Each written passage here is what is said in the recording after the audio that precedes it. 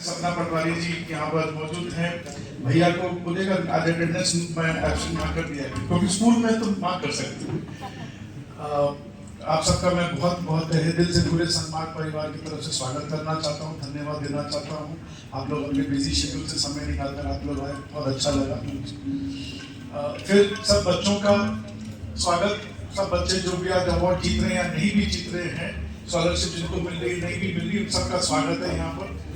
और अंत में हमारे टीचर्स, जिनके कारण न तो ये स्टूडेंट्स आज यहाँ तक पहुँच पाते हैं, जिनके और जो अगर टीचर्स नहीं होते तो उनके कारण आज ये स्टेज भी नहीं बनता, ये प्रोग्राम भी नहीं होता। तो एक बार जोरदार ताली हमारे सारे टीचर्स के लिए।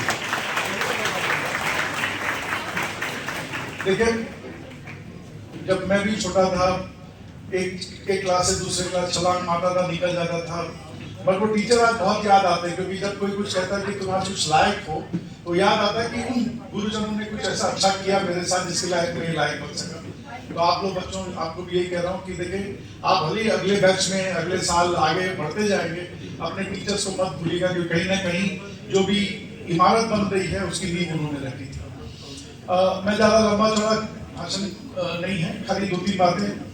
ये रामोदार गुप्त जो हमारे दादाजी, मरुम दादाजी थे, सन्मार्ग के संस्थापक भी थे। उन्होंने सन्मार्ग 63 साल सन्मार्ग के संपादक का कलम संभाला। उनके बाद उस जिम्मेदारी को निभाने का दायित्व तो मेरा था, मगर उनका सपना था और उनका कहना था कि हिंदी हर छात्र अपना है। तो उस सपने को पूरा करने के लिए हम आगे बढ़ रहे हैं। और मैं जितने भी बच्चे हैं यहाँ पर खासकर उनको बताना चाहता हूँ, करीब 120 करोड़ लोग पूरे वर्ल्ड में, पूरी विश्व में, पूरी दुनिया में लोग हिंदी में बात करते हैं या हिंदी में जानकारी रखते हैं या हिंदी में कोई ना कोई। इस 120 करोड़ में से करीब 95 करोड़ लोग जो है वो सिर्फ भारत के लिए नहीं। भारत में 95 करोड़ लोग हैं। भारत की 70% से अधिक जो आबादी है वो हिंदी में बोलचाल करती है। और कई जगह हिंदी, जैसे अंडमान है या कई ऐसी जगह है जहाँ पर हिंदी लिंग भाषा का भी काम करती है। मतलब जैसे अंडमान में क्या होता है, तेलुगु भी है, तमिल भी है, बांग्ला भी है, और तीनों प्रजाति के लोग जो है हिंदी में बात करते हैं। मैं आपको ये सब इसलिए बता रहा हूँ कि आप लोगों को लगेगा कि ठीक है, हिंदी ज्यादा बोली जाती है, इससे मेरा क्या लेना देना। क्या हिंदी में करियर बन सकता है? बिल्कुल बन सकता है। हर साल करीब 10,000 लोग खाली लिंक्डइन अकेले अपने यहाँ पर उन लोगों की भर्ती कर रहा है जो हिंदी जानते हैं, और इसे कई गुना बड़ी संख्या में फेसबुक, अमेजॉन, फ्लिपकार्ट ऐसे लोग ले रहे हैं, क्योंकि अब जैसे ही उन लोगों ने हिंदी भाषा में और भारतीय भाषाओं में काम करना चालू किया, उनका जो यूजर था वो यहाँ से डबल हुआ। एक आंकड़ा था कि करीब भारत में 10 करोड़ लोग इंटरनेट यूज कर रहे थे। जैसे ही उन्होंने भारतीय भाषाओं का उसमें प्रयोग लाना शुरू किया, गूगल से लेकर बाकी लोग भी, ये फिगर 10 करोड़ से सीधा आज 40 या 45 करोड़ तक पहुंचा। तो मैं आपको ये बताना चाहता हूँ कि हिंदी पढ़ के भी आगे जो लोग ग्रेजुएट करके आगे, बहुत सारे अपॉर्चुनिटीज हैं, बहुत सारी नौकरी हैं। सरकारी संस्थाओं में कई जगह में 60-70 हजार रुपया स्टार्टिंग सैलरी होती है हिंदी ग्रेजुएट के लिए। तो मैं आप लोगों को ये बताना चाहता हूँ कि ये पहले भी था, पहले जानकारी कम थी। जब हम लोगों ने ये अवार्ड चालू किया था कलकत्ता में, जो सबसे पहला संस्करण था करीब 18-19 साल पहले, तब हम लोगों को यहाँ पहले साल में 30-35 बच्चों ने अप्लाई किया था। जो हाईएस्ट मार्क्स उस समय थे वो 87-89 थे। मुझे यहाँ का एग्जैक्ट रिजल्ट्स नहीं मालूम है, बट अभी थोड़े दिन पहले कलकत्ते का जो राउंड खत्म हुआ, वहाँ 15,000 बच्चे ऐसे इन लोगों ने अप्लाई किया था जिनको 90 एंड अबव मिला था हिंदी में।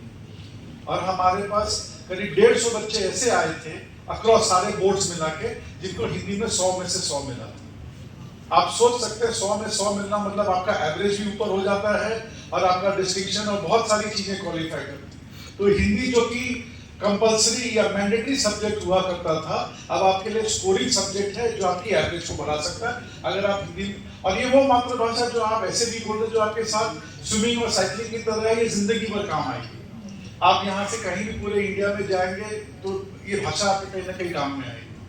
तो जब हम लोगों ने ये चालू किया था, और अब ऐसा है कि जैसा कि मैंने बताया, बहुत सारे बच्चों जिनको आज मिल रहा है या आज आसनसोल में मिला है, कुछ दिन पहले कलकत्ता में मिला, हिंदी में 100 में 100 लेकर आ रहे हैं। और ये स्कॉलरशिप जो है ये थोड़ी सी पहचान है कि भाई आप आगे भी हिंदी में इसी तरह पढ़ते रहे, हिंदी में और अच्छा काम करते रहे, हिंदी में और डिबेट्स पार्टिसिपेट करते रहे और भी इस जगह पार्टिसिपेट करते रहे। तो ये हमारी एक छोटी सी कोशिश है, छोटा सा पहल। आज दुर्गापुर क्यों और आसनसोल क्यों?